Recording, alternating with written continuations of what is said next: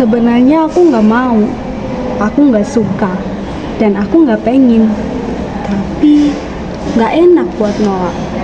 Siapa yang pernah rasa kayak gini? Halo everyone, perkenalkan saya Nela Desti dari kelas 2 KPIE dengan nomor NIM 2341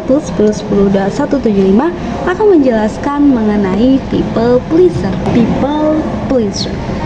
Ya mungkin di sini teman-teman udah pada tahu dan paham apa itu people pleaser. Jadi jika disederhanakan ke bahasa Indonesia itu artinya orang yang nggak enakan. Mungkin ini memang sebuah tradisi, budaya, atau malah memang sifat dasar manusia yang dia memang merasa nggak enakan. Ya mungkin nggak semuanya, cuman ternyata cukup banyak orang-orang yang tergolong ke dalam people pleaser ini. Lalu kenapa seseorang bisa sampai ngerasa nggak enakan? Banyak yang bilang bahwa rasa ini bisa jadi timbul karena dia merasa dia bertanggung jawab atas kebahagiaan orang lain.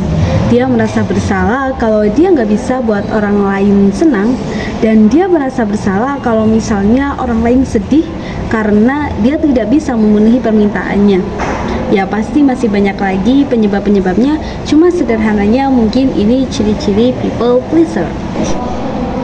Yang pertama, dia selalu merendahkan dirinya sendiri.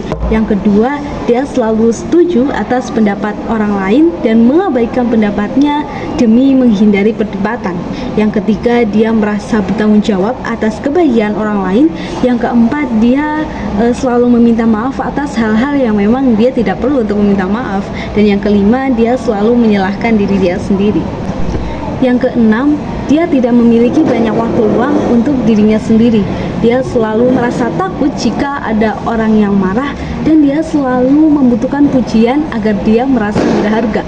Dan dia tidak pernah mengakui perasaan sendiri pada saat dia sedang sedih atau sedang marah. Dan yang terakhir, dia selalu mau untuk membantu orang lain. Ayo, siapa yang pernah ngerasain ini? 1 tanda, 2 tanda, atau bahkan semuanya udah pernah kamu rasain. Terus gimana sih caranya untuk berhenti jadi people pleaser?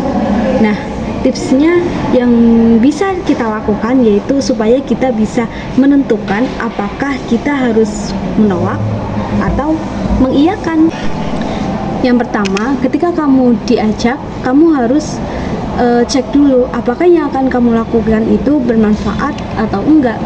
Yang kedua, sebelum kamu mengiyakan, kamu harus cek dulu apakah ketika aku ikut, aku akan merasa sakit hati, akan merasa capek, atau bahkan malah merasa nggak nyaman. Kalau iya, kamu merasa nggak nyaman, ya sangat nggak apa-apa banget buat kamu menolaknya. Misal diajak nongkrong, tapi kamu adalah tipikal orang yang nggak suka nongkrong apabila tidak ada hal yang bermanfaat. Nah, di situ kamu diajak, tapi nongkrongnya ini bukan nongkrong yang berfaedah. Nah, ketika kamu diajak nongkrong, tapi kamu mempunyai prinsip bahwa nggak mau nongkrong apabila tidak ada hal yang bermanfaat, ya kamu nggak apa-apa banget buat menolaknya. Sampaikan dengan komunikasi yang baik, sampaikan alasannya. Tentu komunikasi ini kan menjadi faktor yang sangat penting, sangat perlu dipertimbangkan. Ketika menolaknya itu kan ada caranya.